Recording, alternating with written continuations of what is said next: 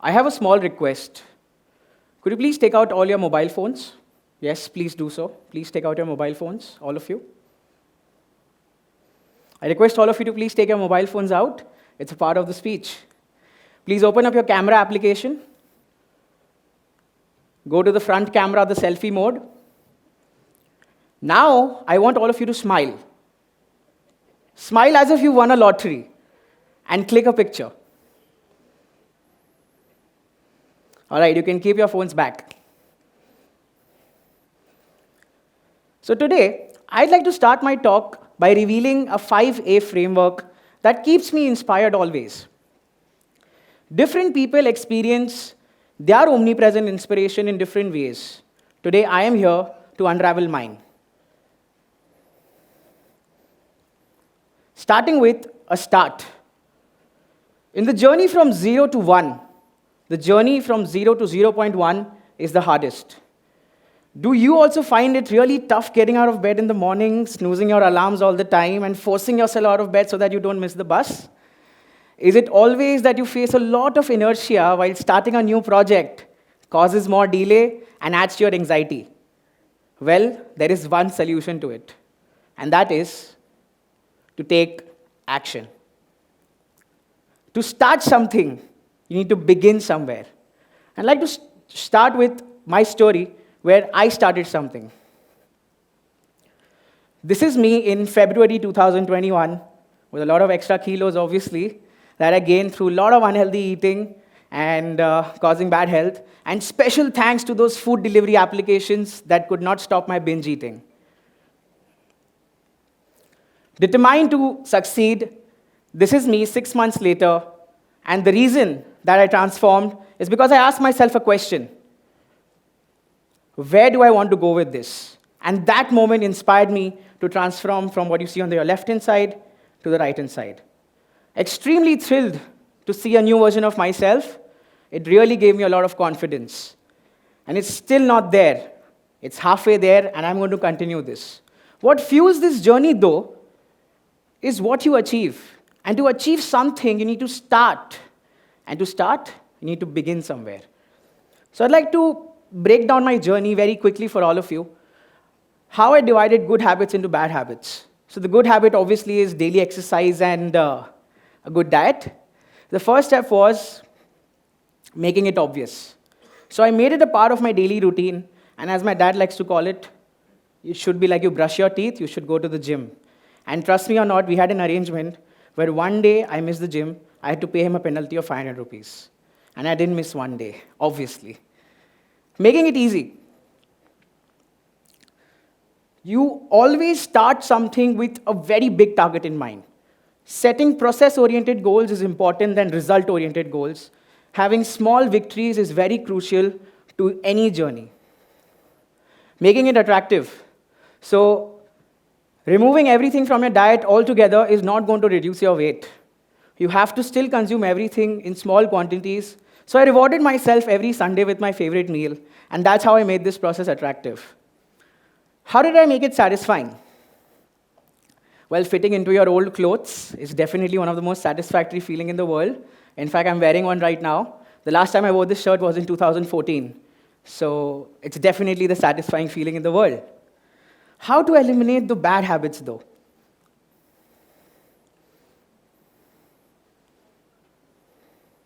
Make it invisible. So I discarded all the snacks, factory-made products, all the kind of junk food that I have.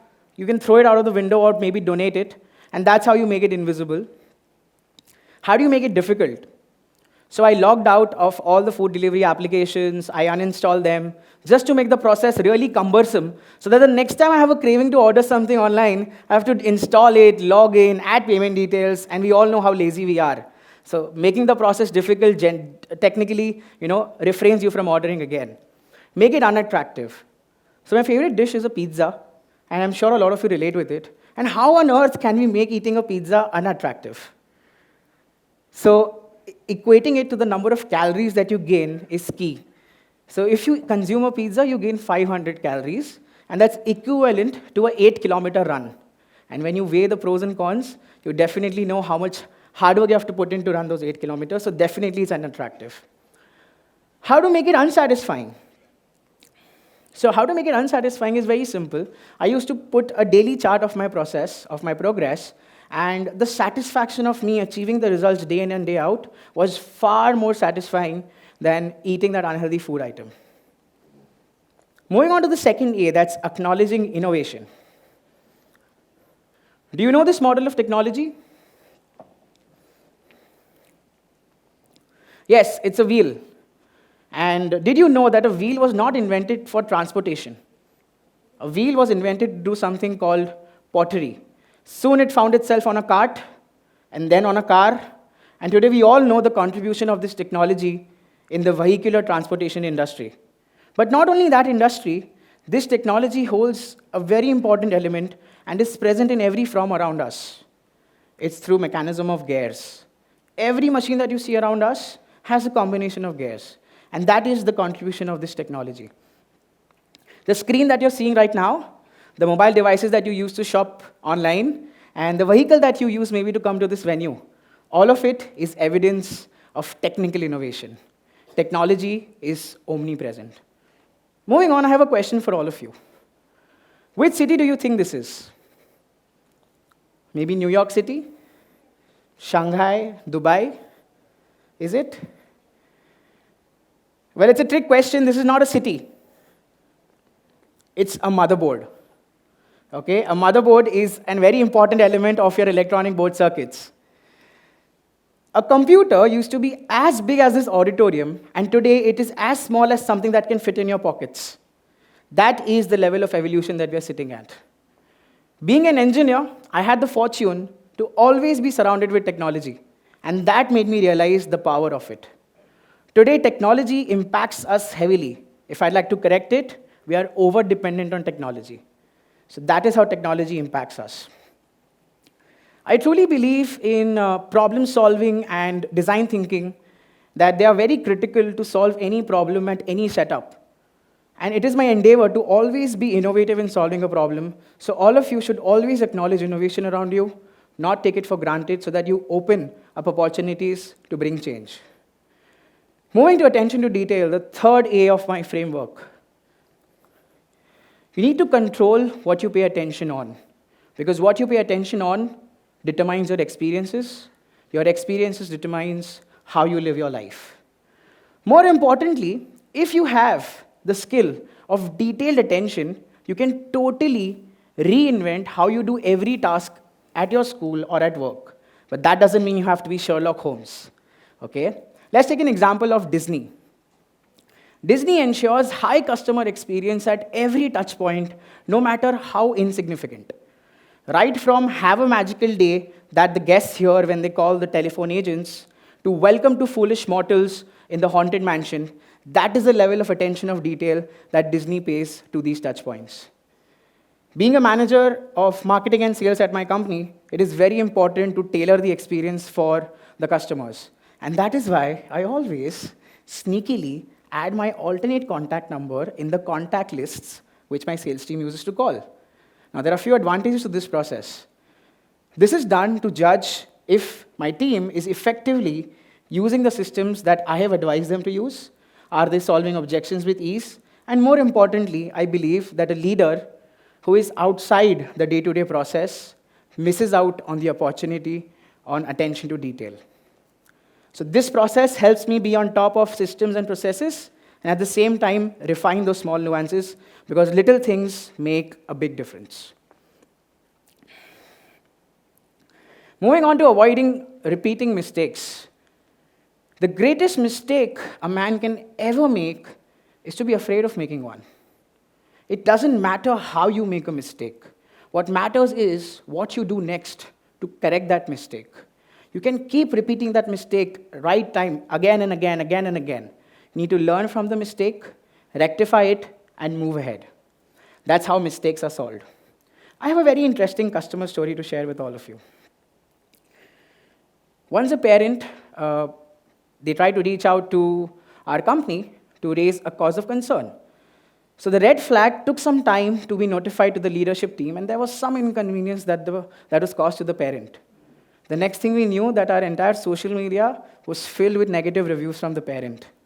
I personally spoke to the parent, understood his pain point, issued an apology, got the refund done, and fixed the internal system that led to this. So it is very important to correct. And I'm not done here. I got the parent to enroll his child into one of our most premium programs because the parent agreed to our genuinity to learn and implement from our mistakes. And also all the negative reviews turned positive. Moving on, a smile is a sword. The best feeling in the world that anyone can get is to see a smile on someone's face and to know that you are the reason behind that smile. Mother Teresa always preached that peace begins with a smile. There is no better feeling in the world to bring a smile on someone's face. Since college days, I have been lucky enough to be associated with NGOs, and they have given me an opportunity to go on donation drives to help the needy. Just look at the smile on the person's face. Do you think anything can buy you this feeling? Unless you are present in that moment and you're experiencing it by yourself, by engaging yourself in this, you're not going to get this feeling. As an educator, as a soft skills trainer, it is very important for me, for my children to be happy from my workshops. And the moment that they enjoy themselves, that is the most satisfactory feeling I get out of the job. And it really makes me feel established, really makes me feel proud that children are actually moving on to become better versions of themselves, and I was a little contribution in that. In fact, bringing a smile can be as simple as feeding that hungry dog that you encounter every day on your way to work, helping your parents understand some part of technology, maybe giving up your seat in the train or the metro so that an elderly person can sit, maybe show gratitude to your teachers, mentors, parents, whom we often overlook sometimes. Or as simple as thanking that doorman who takes care of our home and office 24/7. And so many more things. All you have to do is show up. The output is not in your hands, but the input definitely is. You have to give 100% of your input. Believe in your strengths, trust your abilities, give energy, you will see change. You do not need to run to a forest, go to a mountain, or scuba dive to find your inspiration. What you need is a start, to acknowledge innovation, to pay attention to detail, to avoid repeating mistakes, and using a smile as a sword. And that is my 5A framework. That has worked for me time and again, keeping me inspired always. You can use the same, or you can choose yours. Now, I want all of you to please remove your phones. Please remove your phones. Go to the picture that you clicked. I want all of you to go to the picture that you clicked. I'm going to make you meet someone who's going to change the world for you. Please open up your phones and go to the last picture that you've clicked. That smiling person that you see in front of you is and should be your biggest inspiration. Day in and day out, try to be the best version of yourself. Trust the process. Believe in your abilities. Trust your skills. And one day, you will be successful. Even if you face one doubt at any point in time, just fire up your camera, look into the camera, smile, and you are your biggest inspiration. Thank you so much.